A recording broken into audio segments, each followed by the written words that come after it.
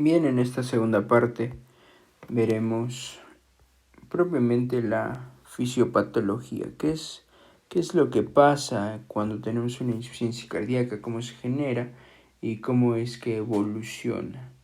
Entonces veremos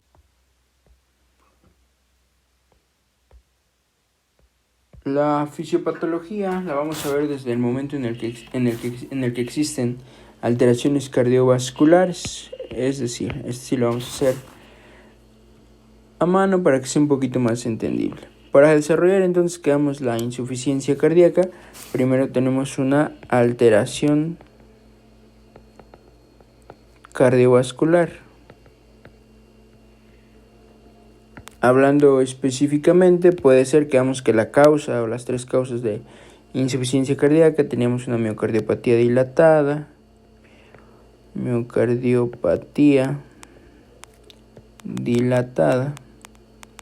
puede ser que tengamos a lo mejor alguna cardiopatía isquémica,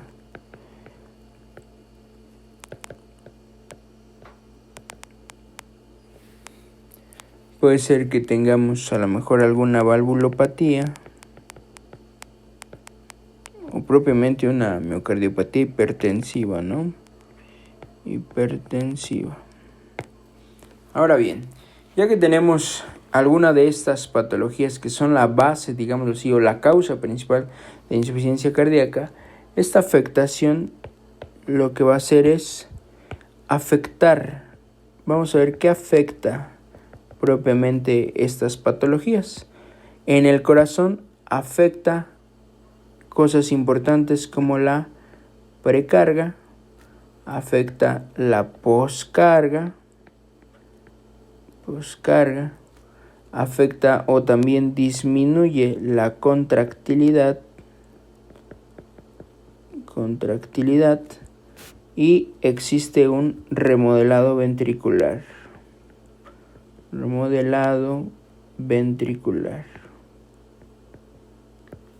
Es decir, afecta la precarga. ¿Qué es la precarga? La precarga es antes de que propiamente se vaya a expulsar la sangre del corazón, digámoslo así, cuando se está preparando para poder eyectar la sangre. Y la poscarga obviamente es después de la dilatación, después de que se llenaron todos esos ventrículos. Es decir, entonces afecta, digámoslo de alguna manera, la fuerza de eyección y también afecta, digámoslo así, la capacidad de, en este caso, distensión o de almacenamiento de sangre. También dice que disminuye la contractilidad. Cabe destacar aquí que para que haya una buena contractilidad necesitamos de tres cosas importantes, las cuales son ATP, oxígeno y calcio. Necesitamos esas tres moléculas para que haya una buena contractilidad. Por lo tanto, en la insuficiencia cardíaca se afecta a algunos de estos y por lo tanto hay una disminución en la contractilidad. Y propiamente eso hace que haya un remodelado ventricular. ¿Qué quiere decir? Que ya los ventrículos ya no son tal cual un corazón teóricamente normal, sino que ahora ya a lo mejor ya son grandotes esos ventrículos. Eso se refiere con remodelado ventricular. Como esto afecta, o más bien como las cardiopatías o miocardiopatías que ya hemos mencionado, afecta todo esto, la precarga, la poscarga, la disminución de la contractilidad y la remodelación ventricular, esto me va a llevar a algo que se llama disminución del gasto cardíaco. Lo que va a pasar es que habrá una disminución del gasto cardíaco. Ahora vamos a definir qué es gasto cardíaco. Gasto cardíaco lo definimos como la cantidad de sangre que puede eyectar el corazón. No se refiere al esfuerzo de contracción, no se refiere a, digámoslo así, propiamente, válgase la redundancia, la fuerza o el forzamiento que tiene el corazón para poder eyectar. No, gasto cardíaco se refiere a la cantidad de sangre que puede eyectar el corazón. Es decir, si yo digo que tiene una disminución del gasto cardíaco, ¿qué quiere decir? Que está disminuido el volumen de sangre que está eyectando el corazón, ¿sale? Por lo tanto, esta disminución del gasto cardíaco y esta disminución nuevamente del volumen de la sangre que está inyectando el corazón, nos darán datos de hipovolemia. Propiamente nos darán datos de hipovolemia. O propiamente, sí, de hipovolemia. ¿Por qué nos darán datos de hipovolemia? Pues porque propiamente la sangre se está quedando en los ventrículos. Y esos datos de hipovolemia se van a traducir clínicamente en disnea. El paciente va a empezar con la dificultad respiratoria, va a tener fatiga, va a tener dificultad respiratoria propiamente disnea, va a tener diaforesis, va a haber edema, de inicio va a haber una, digámoslo de esta manera, una disminución de la micción y va a haber una alteración o puede haber una alteración de presiones. ¿Se acuerdan que hace rato les comentaba que estos pacientes desarrollan propiamente hipertensiones aisladas? Es decir, solamente se eleva una y la otra está normal. A eso se refiere con alteración de las presiones, ¿sale? Entonces, cuando nos dan estos datos, clínicamente cuando tenemos estos datos de disnea, fatiga, diaforesis, edema, disminución de la micción, alteración de las presiones, ante estos síntomas asumimos que estamos ante una insuficiencia cardíaca.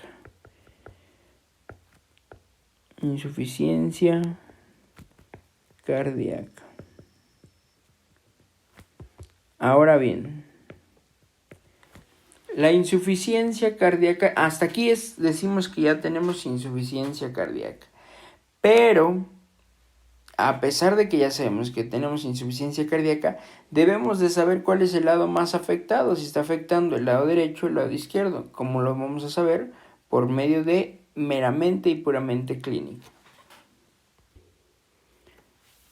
Bien, entonces nos guiaremos por la clínica para saber si estamos ante una insuficiencia cardíaca. Vamos a dividir que tendremos insuficiencia cardíaca derecha y también tendremos insuficiencia cardíaca izquierda. Vamos a ver cuáles son los síntomas. Bien, en la insuficiencia cardíaca derecha tendremos síntomas como aumento de presiones. Ya mencionamos a qué se refiere esto. Podemos también tener ingurgitación yugular. Ingurgitación yugular. Tendremos edema,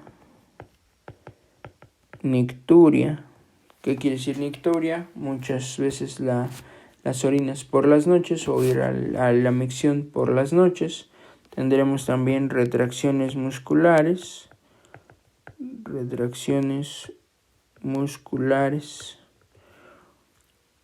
Asimismo, tendremos afección al hígado, ya que tendremos hepatomegalia.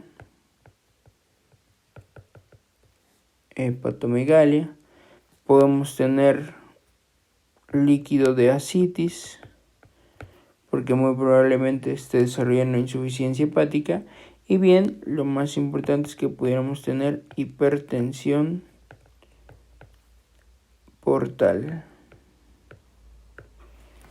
Entonces, propiamente la insuficiencia cardíaca derecha nos da síntomas como aumento de presiones, la ingurgitación yugular, el edema, la nicturia, las retracciones musculares, hepatomegalia, lo que nos va a causar que aumente el tamaño del hígado. Eso nos puede llevar a una ascitis y propiamente a una hipertensión portal.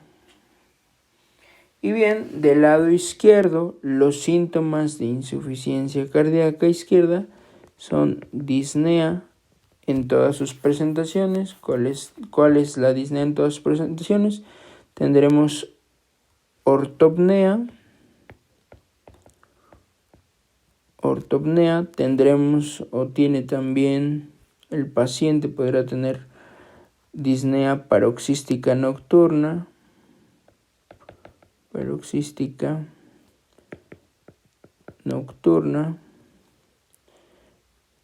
y también podemos tener platipnea.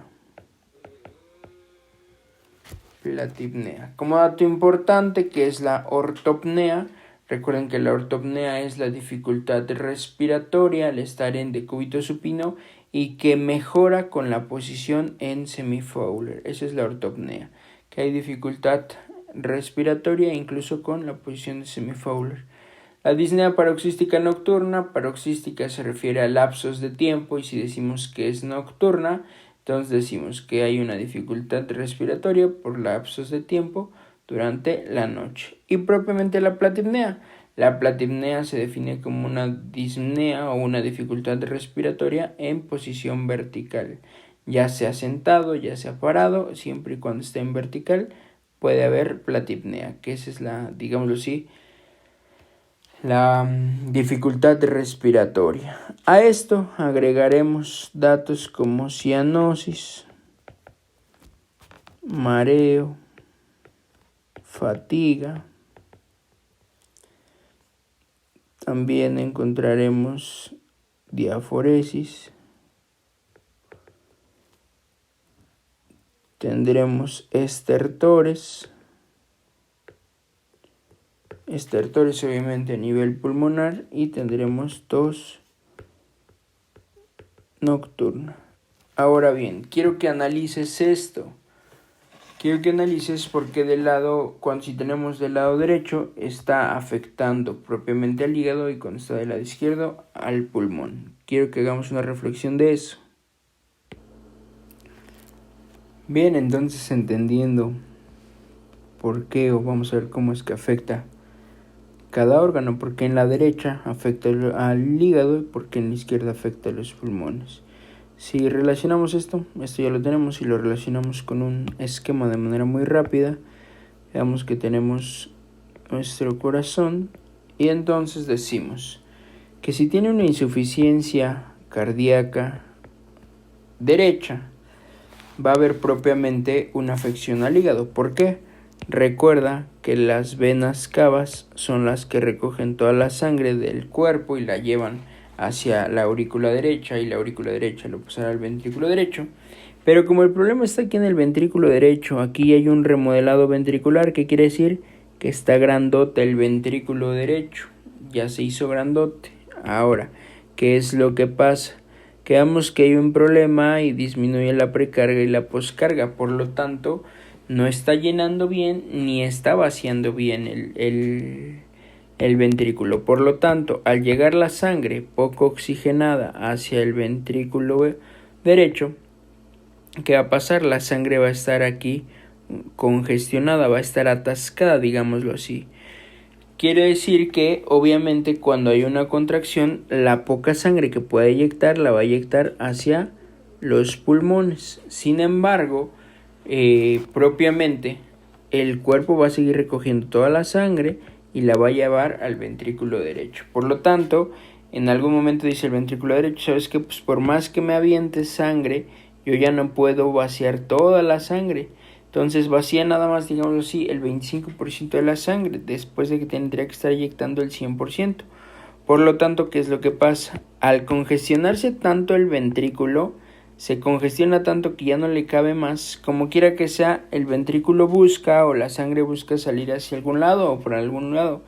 Y entonces aquí es donde pasa la afección hacia el hígado, porque en lugar de que la sangre salga hacia la arteria pulmonar o propiamente sí, a la arteria pulmonar y vaya hacia los pulmones, lo que va a hacer es que ocurrirá una circulación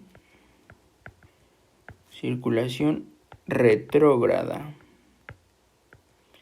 ¿Qué quiere decir? Que esta sangre, por más que se esté acumulando, pues el corazón va a llegar un momento en que ya no la pueda sacar por sí solo, y entonces va a haber una circulación retrógrada, y entonces ahora va a ir hacia abajo la circulación. Por lo tanto, recuerda que aquí se encuentra un órgano muy importante, que es el hígado. Este hígado, que va a pasar a través de su circulación portal, va a meter la sangre hacia propiamente el torrente sanguíneo. Pero aquí, como viene una circulación retrógrada, es decir, del ventrículo derecho hacia atrás, porque por eso es retrógrado, ¿qué va a pasar con el hígado? El hígado propiamente se va a congestionar de mucha sangre. ¿Por qué? Pues porque propiamente el ventrículo derecho ya no hace su chamba, ya no hace su función, entonces regresa la sangre y entonces el pacientito termina con una hepatomegalia. Está muy feo ese hígado. Termina con una hepatomegalia, termina con problemas de ascitis y demás. ¿Por qué? Porque está afectando al hígado, está quedando demasiado congestionado, está llenando de sangre, digámoslo así, con una cantidad normal. Por lo tanto, pues es obvio que empieza a haber datos de una insuficiencia hepática. Y bien, del otro lado, si nos vamos al el lado izquierdo del corazón, teóricamente es lo mismo. Tenemos nuestro corazón y entonces, como está disminuido, digámoslo así, la remodelación ventricular ya se llevó a cabo del lado izquierdo del corazón, entonces ¿qué va a pasar? Va a pasar teóricamente lo mismo. Se va a empezar a acumular la sangre y entonces, como también tiene insuficiencia cardíaca del lado izquierdo, también le cuesta trabajo inyectar la sangre, que esta pasaría por el callado aórtico y iría directamente propiamente a mi organismo. Como se está atascando esa sangre, lo mismo, va a haber una circulación retrógrada. El detalle es que esa circulación retrógrada va a ir a dar obviamente hacia los pulmones, porque recuerda que toda la sangre oxigenada llega del lado izquierdo del corazón, entonces va a llegar la sangre, va a llegar al ventrículo. Sin embargo, como el ventrículo no puede expulsar la sangre, ¿qué va a pasar? Va a haber una circulación retrógrada y entonces se van a empezar a congestionar los pulmones, se van a llenar de sangre más de lo debido, por eso se va a congestionar y entonces por eso tenemos datos de disnea o dificultad respiratoria, porque está comprometiendo los pulmones. Y entonces ya sabemos por qué decimos que tenemos insuficiencia cardíaca izquierda y derecha y por qué afecta la derecha al hígado y la izquierda a los pulmones. Una vez que conocemos cuáles son las afecciones o por qué se generan las afecciones, veremos que el cuerpo finalmente hace un esfuerzo por compensar todo esto. A pesar de que esté ante la insuficiencia cardíaca, el cuerpo inteligentemente y con una gran característica de adaptación va a empezar a activar algo que se llaman mecanismos compensadores. ¿Qué son los mecanismos compensadores? Propiamente son los mecanismos que se van a activar para, digámoslo así, suplir o poder compensar esta parte de la parte de datos de hipovolemia. Recuerda que no están dando datos de hipovolemia porque la sangre está quedando secuestrada ahí en los ventrículos. Entonces, los mecanismos compensadores, tenemos 3 tipos de mecanismos compensadores. Tenemos el mecanismo compensador hemodinámico, tenemos el mecanismo de compensador hormonal y propiamente el que está regido por un sistema nervioso simpático. Ahora, ¿cómo es que actúan cada uno de estos? Propiamente en el hemodinámico, lo que va a afectar, o el órgano, digámoslo así, que va a forzar en algún momento es el riñón. ¿Qué es lo que va a pasar? Va a disminuir su tasa de filtrado glomerular, va a disminuir propiamente la función renal. Ahora, ¿para qué va a disminuir la función renal? Quedamos que el riñón hace su chamba, lo que es excretar, eliminar. Pero en este caso, como mecanismo compensador, hace todo lo contrario, disminuye el filtrado glomerular, por lo tanto disminuye la función renal. Pero ¿cuál es la intención de disminuir propiamente estas dos cosas, la función renal y la tasa de filtración glomerular? La finalidad de esto es que, recuerda que nuestro corazón está secuestrando propiamente sangre, entonces la sangre está quedando en alguno de los ventrículos. Por lo tanto, ¿qué es lo que hace el cuerpo inteligentemente? Bueno, dice, si de por sí tengo poco líquido, porque el poco líquido que tengo lo tengo secuestrado en los ventrículos, ¿qué tengo que hacer? Cerrarle a la manguerita donde se está o se puede salir, en este caso, el líquido que ya tenemos en nuestro cuerpo. Por lo tanto, ¿qué es lo que pasa? Se activa la parte hemodinámica, por lo tanto, afecta propiamente al riñón, disminuye su funcionalidad y propiamente lo que hace es aumentar, digámoslo así, o empieza a activar, bueno, más bien a aumentar propiamente nuestro volumen. Obviamente, otra de las cosas para ayudar a aumentar la concentración de volumen, lo que hace es que aumentan las concentraciones de sodio. Recuerden que el sodio es muy importante para retener líquidos. El sodio le va a ayudar a la célula a retener líquidos. ¿Cuál es el ejemplo claro ante esto? Por ejemplo, aquel paciente hipertenso que se empieza a edematizar, que se empieza a hinchar. ¿Por qué se está edematizando? Pues porque seguramente ese paciente hipertenso diabético está disminuyendo su función renal, que es lo que estamos viendo aquí. Por lo tanto, aumenta las concentraciones de sodio y eso hace que aumente la retención de agua. ¿Por qué? Porque de por sí tenemos datos de hipovolemia, de por sí tenemos datos de que no está viendo el suficiente volumen en todo el cuerpo. Entonces lo que hace el hemodinámico es aumentar la concentración de sodio y de esta manera lo que hace es propiamente retener agua, retener líquido. Y de esa manera no se sigue vaciando el paciente y vaciando en el sentido de que de por sí no tiene volumen y eso complique la insuficiencia cardíaca. Ahora bien, el otro mecanismo que tenemos es el mecanismo hormonal, que para grandes rasgos y para que ustedes lo entiendan, porque yo sé que ya lo manejan, se activa propiamente nuestro famosísimo sistema renina, angiotensina, aldosterona. Como ustedes ya manejan este tema, el sistema renina, angiotensina, aldosterona, bueno, veremos que en la parte hormonal lo que hace es activar este sistema con la finalidad. ¿Cuál es la finalidad? De activar el sistema renina, angiotensina, aldosterona. Ya vimos que en el hemodinámico la intención es aumentar las concentraciones de sodio para que esto me ayude a retener más agua. En la parte del sistema renina, angiotensina, aldosterona nos va a servir para aumentar el volumen sanguíneo. Por otro lado, va a aumentar la presión venosa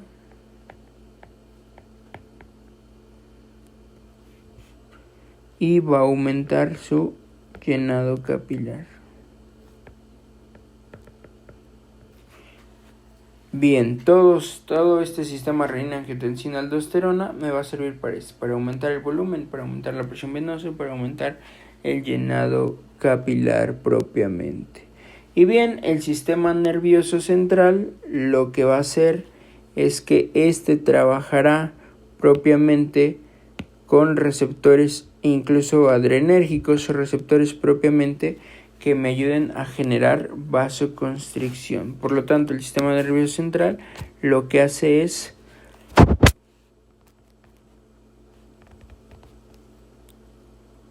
aumentar la vasoconstricción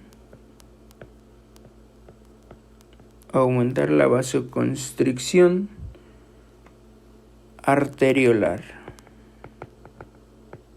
Es decir, que aumente propiamente el tono, que haya una vasoconstricción en las arterias y de esta manera, al haber un aumento en la vasoconstricción arteriolar, es decir, en las arterias, lo que va a pasar es que va a aumentar la frecuencia cardíaca, por lo tanto igual va a aumentar la contractilidad y propiamente aumenta el tono venoso.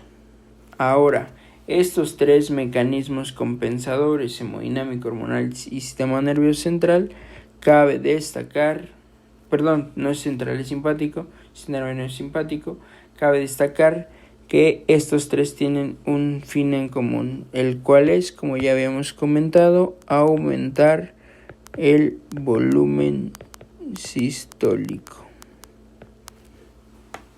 todos tienen en común eso, aumenta el volumen sistólico. Sístole recuerda que es contracción, por lo tanto la finalidad es que aumente la cantidad de sangre en cada contracción, que obviamente expulse el paciente. Bien, ya que conocemos los sistemas compensadores y propiamente todo lo que es la fisiopatología, tendremos algo que se llama propiamente ley de Frank-Starling. ¿Qué es la ley de Frank-Starling? Vamos a poner en otro lado. Tendremos la ley de Frank-Starling o leyes de Starling. Lo van a conocer más fácil así, como leyes de Starling. Nos dice que el mecanismo o las leyes de Starling consiste en un mecanismo de autorregulación. Ahora bien, ¿cómo vamos a llegar a este mecanismo de autorregulación?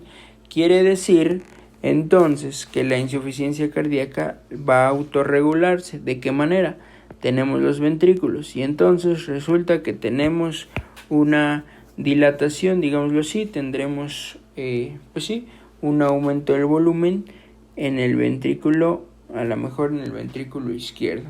Entonces, ¿qué es lo que hace el ventrículo derecho? Dice, bueno, ok, el ventrículo izquierdo no está haciendo su chamba, ¿por qué? Pues porque no tiene el tamaño y propiamente las mismas características del ventrículo izquierdo. Por lo tanto, la ley de Starling, que nos habla de un mecanismo de autorregulación, nos dice que el ventrículo derecho lo que hace también es dilatarse al mismo tiempo, o bueno, en el momento en que se detecta al ventrículo izquierdo. ¿Para qué? Para que obviamente al aumentar, digámoslo así, en este caso el mecanismo de autocompensación, o más bien que se lleve a cabo la ley de Starling, que es el mecanismo de autocompensación o autorregulación, esto lo hace que a los ventrículos les ayude, porque así ya no nada más el ventrículo izquierdo es el que está grandote, sino que también el ventrículo derecho. Por lo tanto, eso va a hacer que aumente también o mejore propiamente la insuficiencia cardíaca. ¿Sale? Bien,